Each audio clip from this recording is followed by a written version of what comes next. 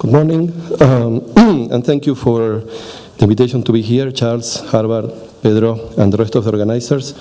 I will briefly introduce our first guest, and then we will have a conversation with him. Miquel Adria is an architect for the Escuela Técnica Superior de Arquitectura de Barcelona. He's a doctor for the Universidad Europea in Madrid. He has moved to Mexico in the early 1990s and practices here since then in a mix of practice as a practitioner, as a teacher, as a critic, as an editor, and focusing particularly in the relationship between architecture and the city. He has also published more than 40 books, activating the Mexican and the Latin American scene by extension. He's the founder and director of Arquine, as you probably know. He's the member of the System of Creators of FONCA, curator of the Mexican Pavilion in the Biennale of Venice and Hong Kong, council member at the Secretary of Culture of Mexico City, and director of the master programs in architecture at Centro de Diseño here in Mexico. Miquel Adria is going to present, to give a presentation of 20 minutes, and after that we're going to have a quick conversation with some questions regarding what he's presenting. He's going to show work that has been published recently in a book called Radical, and then we're going to have a discussion after that. So please join me and welcome him to the stage. Thank you.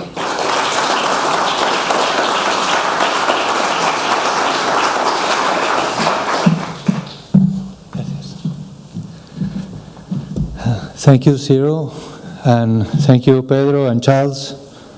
And well, it's a pleasure to be here with some friends. It's funny to speak in English at Tamayo Museum with such friends of Mexico and Argentina, and I'm wondering how many of you don't understand Spanish. We probably could change.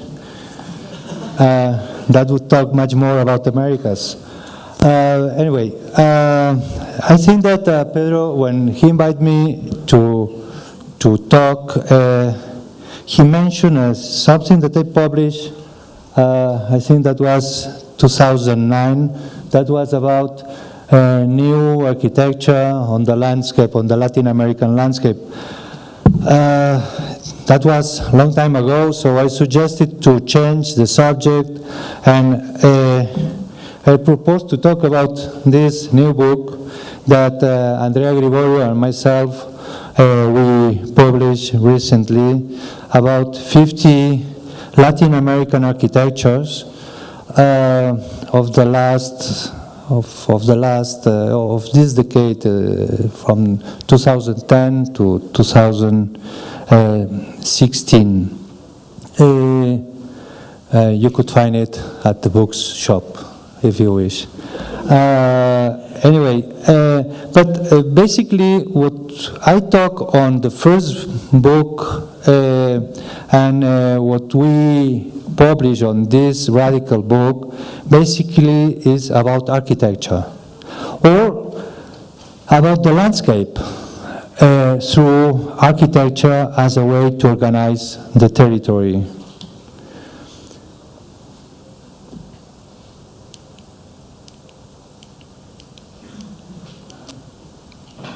I think that I have another presentation. ¿Con este? Con este. Gracias. Perfecto. Gracias. Okay.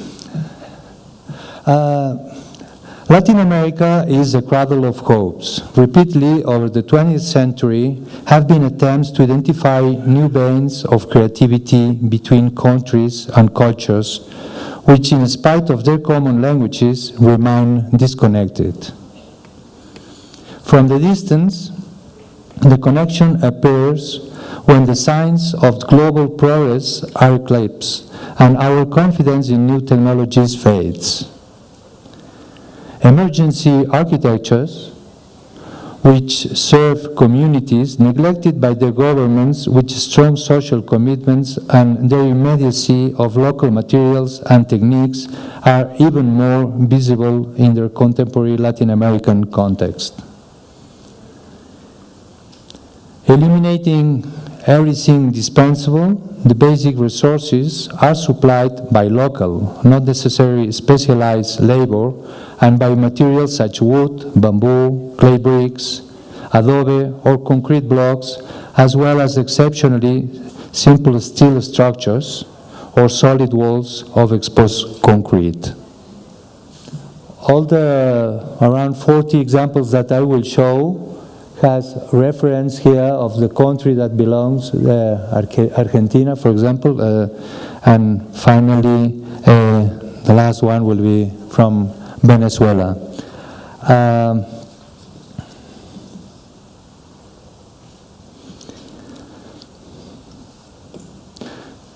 The architect become an activist that synthesizes two contradictory paths.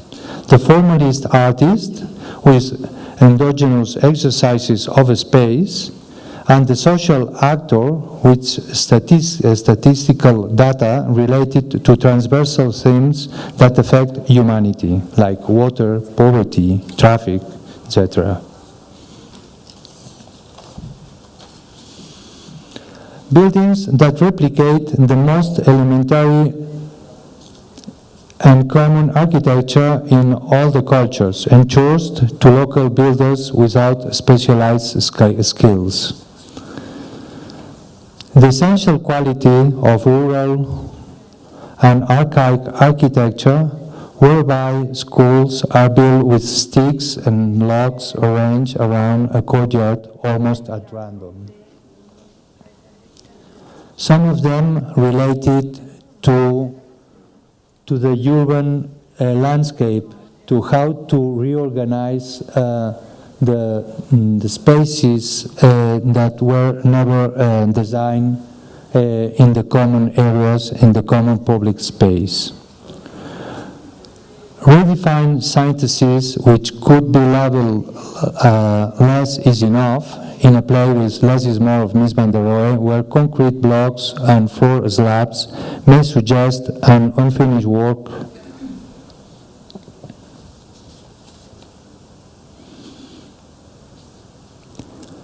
Architectures that respond to the urgent needs of society, social commitments, constructive austerity with local materials and technologies, processes of engagement with the community and a collaboration with professionals in different fields.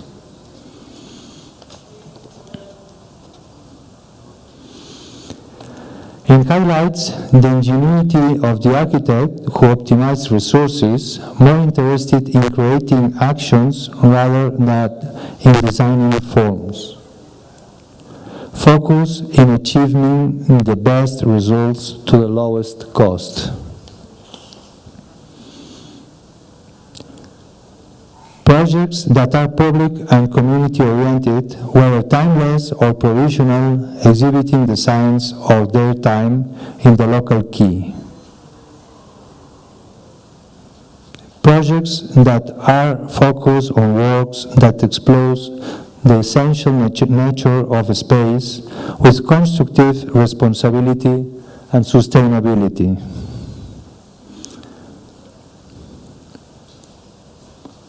Architectures that have recovered certain ideological discourse and a social function that had been lost for decades. Behind the austerity of many of these works, signs are emerging of a new radical Latin American architecture. These few examples could be the peak of the Latin American contemporary architecture that goes back to the origins, to restart as a new radical architecture. Some of them are related to the landscape, like this mirador in Ecuador, or this small church in El Salvador, where the architecture is a kind of icon that in the way of Heidegger make the landscape transform on a specific place. Some of them that probably will be talked later of some Mexican architects deal with the landscape, with the architecture.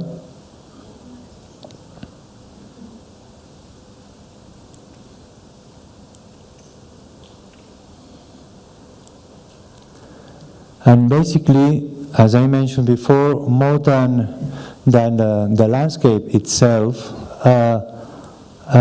in this monography, we were focused on the architecture as a way to control, to design, to define the territory, and to build the landscape itself.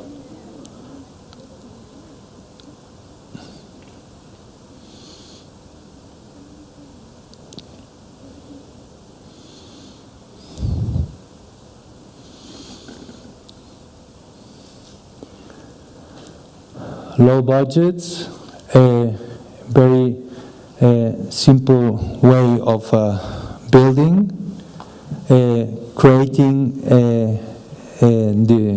the opportunity to transform, to change, and to be involved with the urban fabric, and to make the architecture a way to build a new landscape.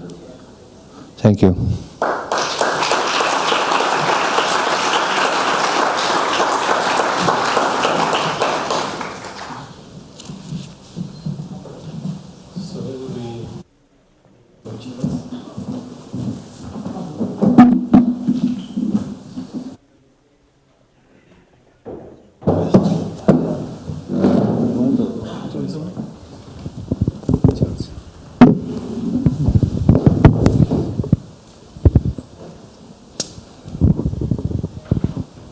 Okay, thank you, Miquel. Well, the first question I have is you described a certain scenario of practice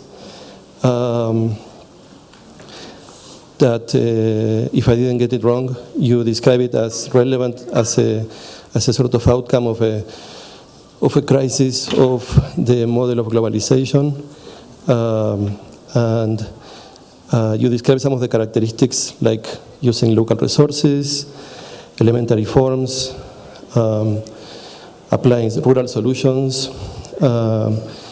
You talked about urgency and needs. You talk about the participation of communities. You emphasize the responsibility of the architect, a sort of search for a space of responsibility in regards to sustainability and the social. Then you talked about a need or a sort of call for going back to some form of the original, for rescuing the specifics of places,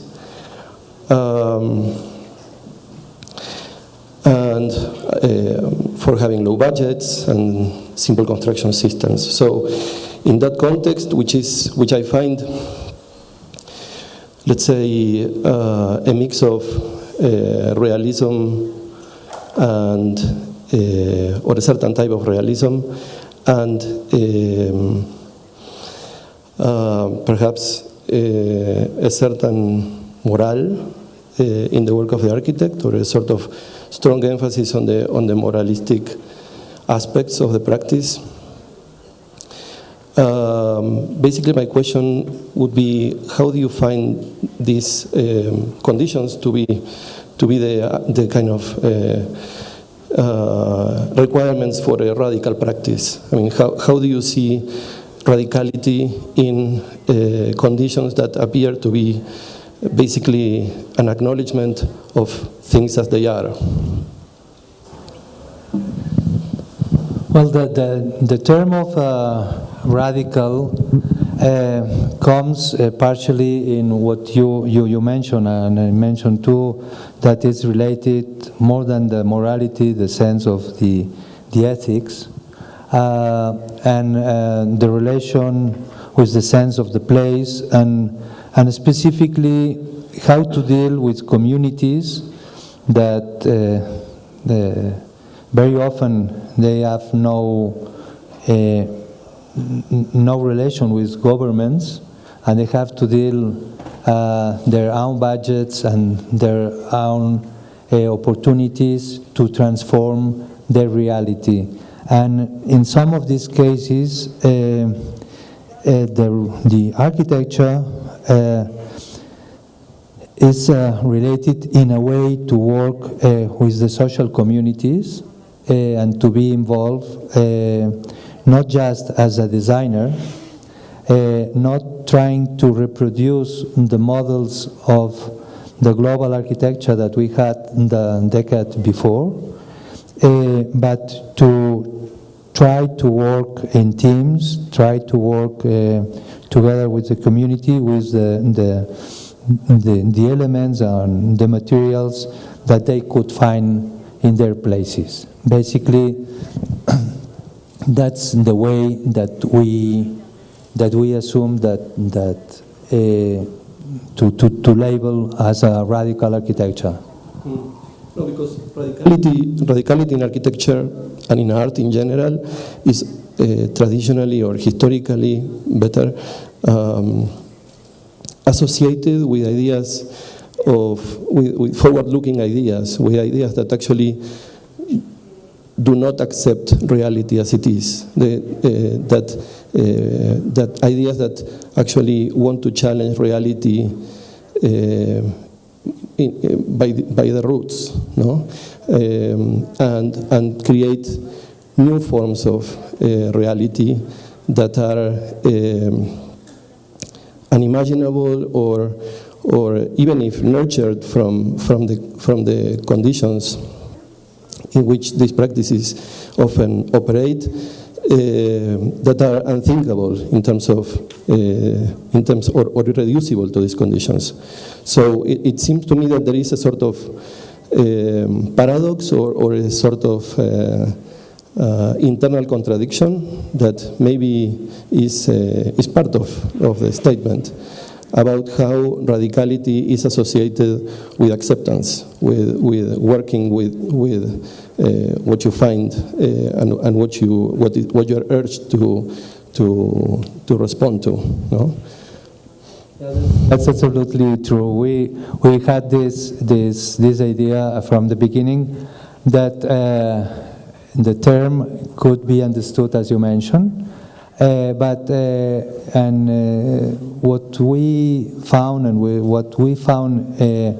relevant on the Latin American architecture, and related also to the transformation of the cities and the landscape, was specifically what goes to the root, what goes to the essentiality of the way to understand the architecture itself. But we thought that we also could understand that as a radical position, because it's a statement that puts the architect as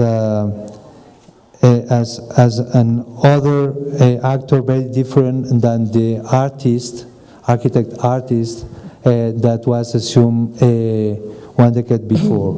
That's why we chose, assuming this contradiction, that I think that you are right, using this term of radical architecture.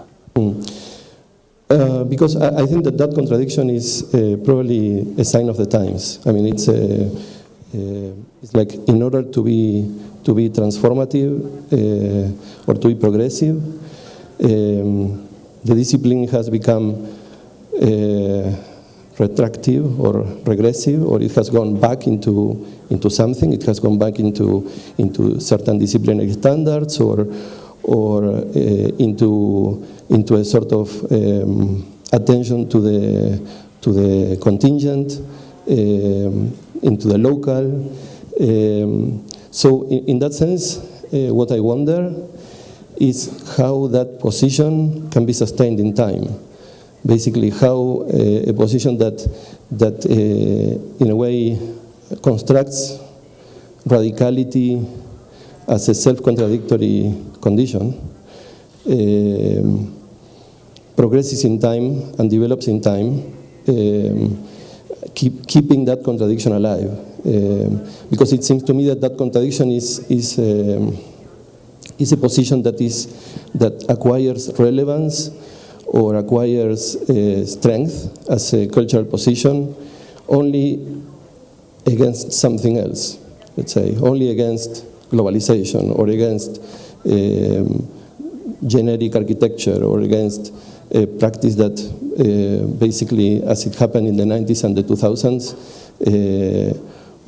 looks at forms of ubiquity and presence anywhere in similar manners. No? So I wonder how you think of that, how you think of that kind of reaction to that would progress in time. No? I think that this is that's a very good question. It's absolutely agreed that only works if it is a relation against something. It's a relation against the globalization. It's a reaction to this kind of start system objects of the beginning of the 20th century to 21st century, and it's a way to understand, like a kind of a surprise in a global context, what's going on in Latin America in the moment that the global community and the economic crisis broke down. It's when apparently appears what's going on in countries like Latin America and probably other parts of the world. That's in that sense, I think that it has only sense for a short period of time, because the way of constructing culture should go with the technology itself. And this is a way to understand how we can deal temporarily without these high technologies that that exist a few years ago, but for the crisis apparently stopped in their expressions. When we did at Harvard, there is an issue of Harvard Design Magazine that we did some 8 years ago, where we had a group of critics and professionals that were teaching back then at Harvard. One of them was Iñaki Ábalos, Ana María Durán, Felipe Correa, and a few others, Anita Virrifeitia. And we had this kind of open-ended committee of advice of who to invite to be part of the publication. And I found it very hard to curate Latin American architecture from the perspective of East Coast American academic system, because, and I found, in a way, I found this contradiction to be problematic in my own position against that magazine. How could I produce or contribute in constructing forms of value in Latin American architecture without that being a form of paternalism, as seen from the States? So, and in that context, there was something interesting in an essay that Iñaki Ábalos wrote for that magazine, where he says that what was interesting, or what he wanted to emphasize, and I think it was partly willful from his side, what he wanted to emphasize is that there was a sort of new stage. He was talking more about the 80s and 90s in Latin American architecture as a sort of new generation that was coming after the heroic period in all of our countries. As a response to that heroism, he was offering a model that of maturity and of, I would say, I don't know, cultural tranquility, let's say. There was, to the model of heroic architecture that we see in these large institutions in Mexico City, for example, we see very often done in the 60s or from the 50s to the 70s, often associated to governments that were very top-down. Then we could see forms of architecture that didn't have the complex of inferiority of those heroic models, and therefore didn't need to produce grand statements, but rather a form of mature practice. So I wonder how you position these practices in that context. If you see these practices, especially when you brand them as radical, if you see these practices as a new form of heroism, if that form of heroism has what are the value systems of those forms of heroism, and again, what do they show in terms of cultural maturity? That's very interesting what you say, because if you from Harvard had the problem that it was hard to publish Latin America from the east coast of US, I have to say that it's very hard, it's very tough for us to publish US architecture in Mexico, because we found a great architecture in Chile and Colombia and Mexico, and it's very difficult for us to find something that traps our interest of what's going on in US. They rather concentrate and focus on the disciplinary apparatus and on kind of solidifying or claiming back certain forms of architecture that have been left behind. So let's say in that map, that maybe I'm not saying it properly, but that I find to some extent heterogeneous.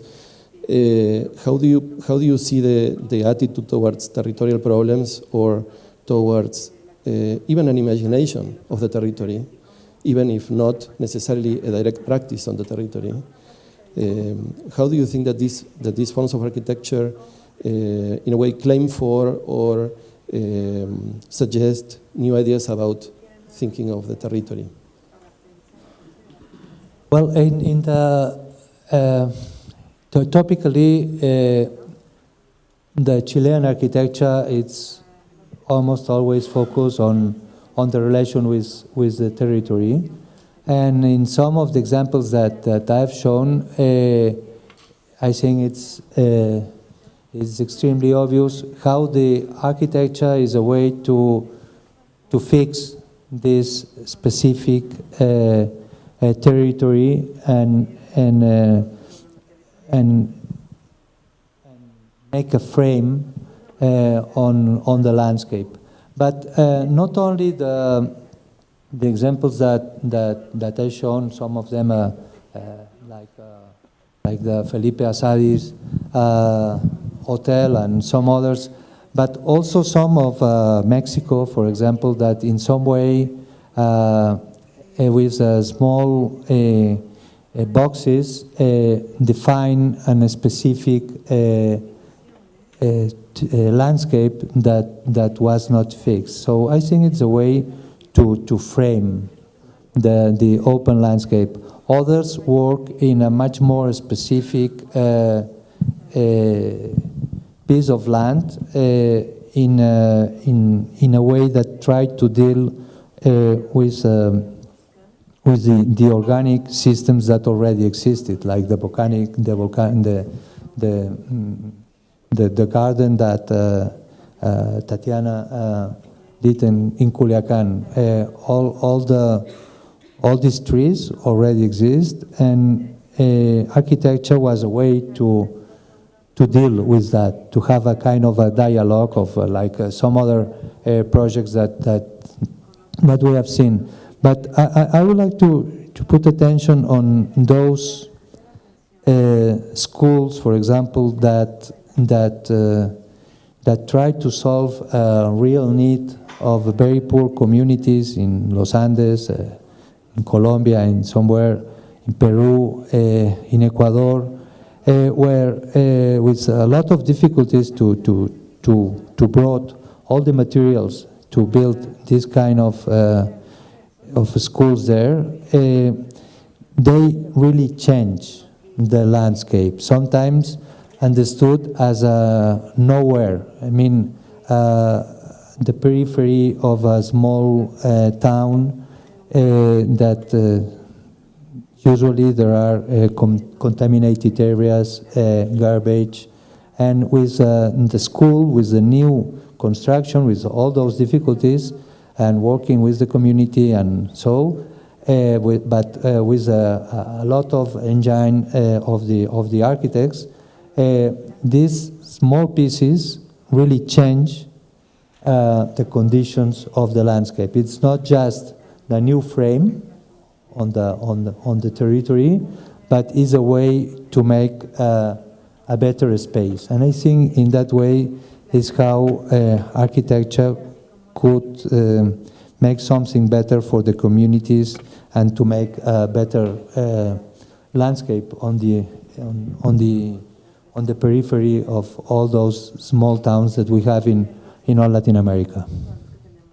Well, it seems that with what you say, there is a potential probably in the symposium and in this in some of the practices that we're going to see today of seeing how the dynamics of the territory can help us to create a sort of driving force that leads these practices into a sort of let's say into a more active form of practice, no? That engages with infrastructure or with the capability of changing the territory at an infrastructural level. So anyway, I think we have to make it call it a day. And thank you, Miquel, for this.